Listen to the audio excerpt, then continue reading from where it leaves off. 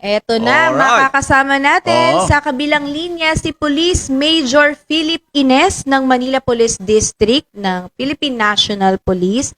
Magandang umaga po, Major Ines. Major, magandang umaga po sa iyo. Major Philip Ines. Opo.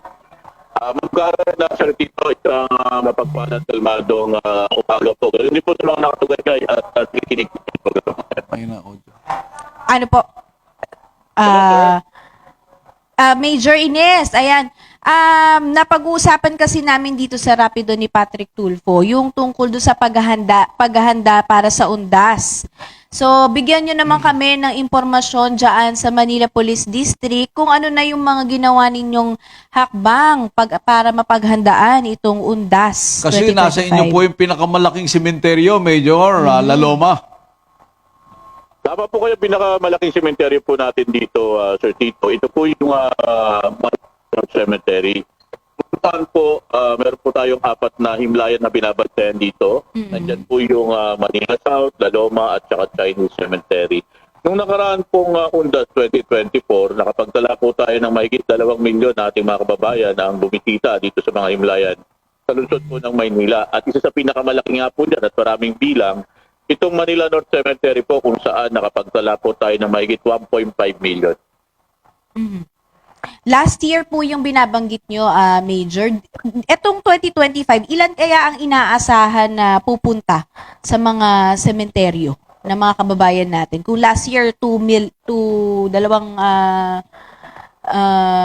2 milyon? Mahigit, Oo. Martha. Oo. Oo. Ngayong taon kaya, Major?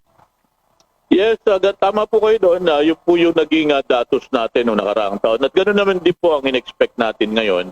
Kung sakali man po, sabi nga natin, meron man pong, kasi may mga nauna na pong bumisita nung nakaraan pong weekend, napansin po natin, may mga kababayan na tayo na naunang pumunta rito sa ating mga himlayan. At tama din naman po yun para hindi na sila dumagdag pa po sa dagsa ng mga kababayan natin na pupunta po dyan. At handa-handa po Manila Police District dyan kung saan ngayong araw po nag-umpisa na po yung ating full deployment sa mga sementeryo po dito. Gagamitin po natin dyan mahigit 1,000 mga MPD personnel. Hindi pa po kasama dyan yung mga force multiplier natin, na mga NGO at yung mga katulong po natin ng mga iba pa pong lokal na ahensya dito po sa lungsod ng Maynila. Major, patungkol naman po dun sa mga safety and peace and order po sementeryo. Madalas po kasi taon-taon na lamang po, marami tayong mga kababayan din na bumibisita sa kanilang mga mahal sa buhay sa sementeryo ay nagdadala ng mga case na beer na pagkatapos inom ng inom, magdudulot po ng kaguluhan at ingay imbes na nagdadasal po. Ano po masasabi niyo po doon sa mga gawain na yon, Major, sa inyong measures na ginagawa o gagawin pa? Yes po, Sir Tito. Unang-una po, pinagbabawal po yan. Kasama po yan dun sa mga paalala natin. Bawal po magdala ng mga gambling material. Bawal po magdala ng firearms and deadly weapon. At kasama po yung binabanggit nyo, yung alcoholic beverages po. Flammable materials, yung mga loud sounds po. At bawal din po mag-overnight stay dyan. At yung mga illegal bedrooms po, bawal po sa loob ng sementeryo. Ngayon po, yung mga matitigas po ang ulo na susubukan po nilang magdala at gawin po yung sinasabi nyo, meron po silang pananagutan sa batas. Meron po tayong tinatawag na RO 5555. Meron pong karampatang pagkakulong at multa ito. At kung sakali naman po, mauhulihan sila ng mga walang dokumentong mga baril dyan, ay ganoon din po yun. Meron din po tayong batas na nilalabag sila dyan at mataas po ang penalty nito. Ayun. Alright. Major, siguro ang isa pa hong kailangan po malaman ng ating mga kababayan ay yung po bang kondisyon ng traffic sa paligid nitong mga sementeryong ito sa inyong kinaroroonan ngayon, no, sa siyudad ng Maynila. Kamusta? Ay, kumusta na po ba?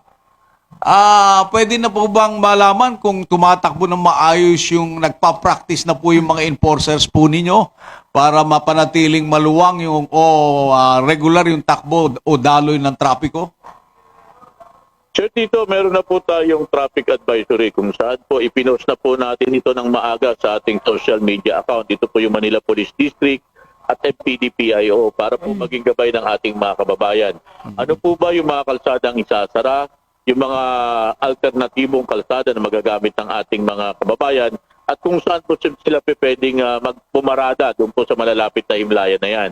Hindi po tayo nagkulang dito sa pagpapataas ng ating public awareness at information drive para po malaman ng ating mga kababayan.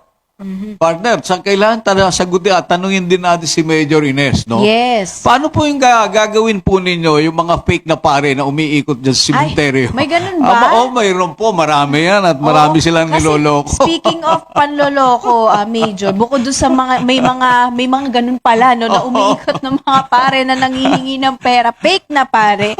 Ano-ano pa po ba yung mga madalas na naire-record ninyo na krimen na nangyayari kapag ganitong undas, panahon ng undas, at ano po yung mga paalala ninyo sa ating mga kababayan upang hindi sila mabiktima?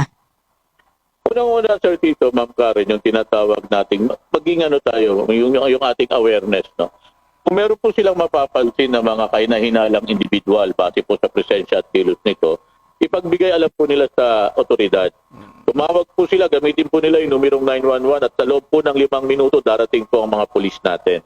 Meron po tayong mga ginagawa dito dahil alam naman po natin na may pagdagsa talaga ang tao dito po sa atin. Lalo na po dito sa Manila North Cemetery, kung saan marami po ngayong CCTV dyan at magbiblend po tayo ng mga tinatawag nating sekreta o yung mga naka-plainclothes na pulis po para mabantayan pa po yung ating mga kababayan.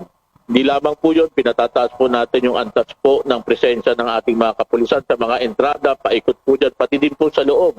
Meron po tayong mga foot patrollers, motorcycle, bike patrollers at mobile patrollers po na ilalatag natin para yung ating pong mga kababayan, pag nakita po nila yung mataas na presensya ng kapulisan, makaramdam naman po sila ng kapanatagan.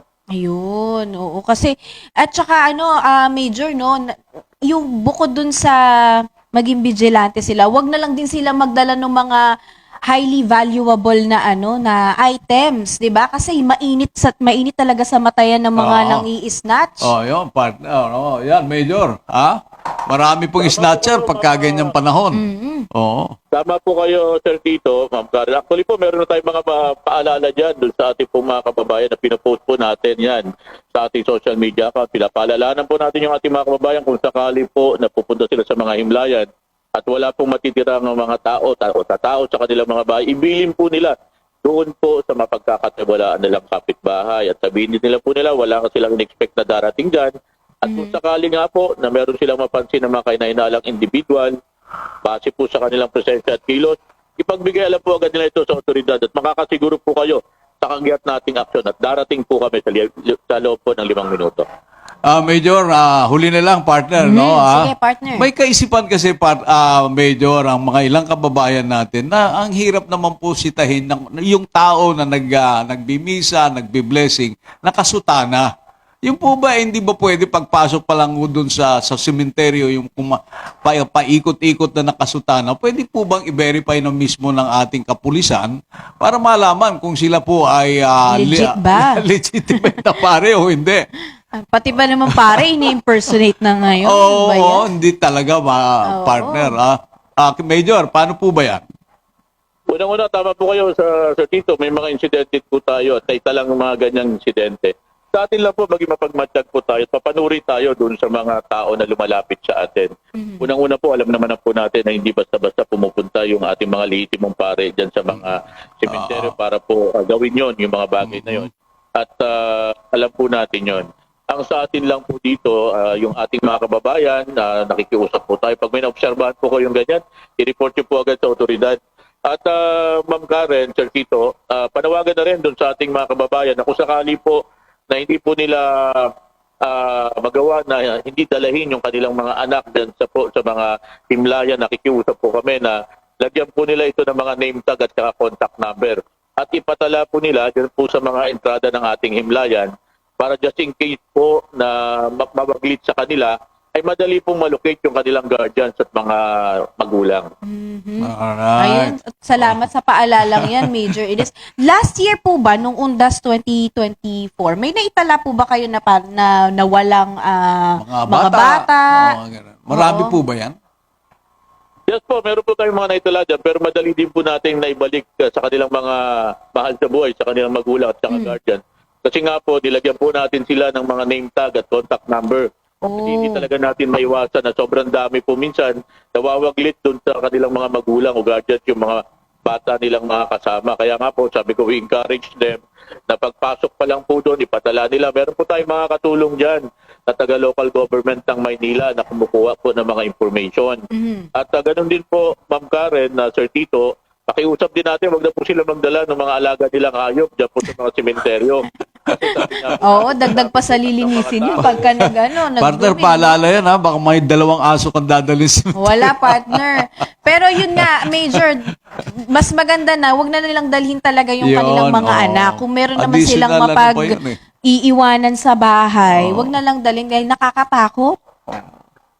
tama po kayo dyan kasi at yung sinabi ko nga po kanina, yung pakiusap natin na kumari, iwasan na po nila magdala dyan po ng mga alaga nilang hayop kasi sabi ko nga po, baka po may stress, sa dami ng tao dyan o kaya po baka mamaya yung mga alaga nilang hayop makakagat, makakalmot. Maiwasan na po natin yon sa dami po kasi ng tao ngayon na alam natin na talagang dadagsain po. Lalo na po ito yung pinakamalaking himlayan sa lungsod po ng Maynila. Major, huling-huli na lang to. Tawad na lang po, no ha? Alam niyo po, isa sa problema ho namin pagka ganito mayroong mga special event na ganito sa buong bansa, ay napakahirap pong kontakin yung opisina ng Chief PNP. No? So, ito po bang guidelines na tinutukoy nyo ngayon ay pangkalahatan po yan sa bawat istasyon o Yung 911 na sinasabi ni... istasyon ng pulis sa buong Oo. kapuluan, sir. Tama po kayo, nationwide po ito. Depende lang po talaga ito. Doon po sa pinaka, sabi nga, mga isolated area na po na hiningi natin yung 5 minutes response time. Siyempre po, pag nakita natin yung talagang dulong-dulo na po, talagang mahihirapan na po. Makarating ng 5 minuto yung mga pulis natin. Pag dinayan nyo po yung 911 na yan, dial 1, dadating po yung ating pulis. Dial 2 po yung ating po mga firemen. At dial 3 po para naman po dun sa mga ambulance natin for emergency po. Yun. Salamat. Malinaw, partner. Maraming Malinaw, pasalamat oo. tayo, ha. Galak namin, Major, at karangalan, at kami po ay nagpapasalamat at pinaunlakan niyo po ang aming pag-uugnay. Yes, Sir Tito, Ma'am Karen, maraming salamat po sa pagbibigay ng pagkakataon, maibigay namin ng mga ganitong informasyon sa ating mga kababayan. Sa ngalan po ng aming punong taga-Timon, Brigadier General Arnold Evangelista Abad, makakaasa po kayo sa mabilis, nararamdaman at dekalidad na serbisyo para po sa Manileño. Isang kalmadong umaga po. Magandang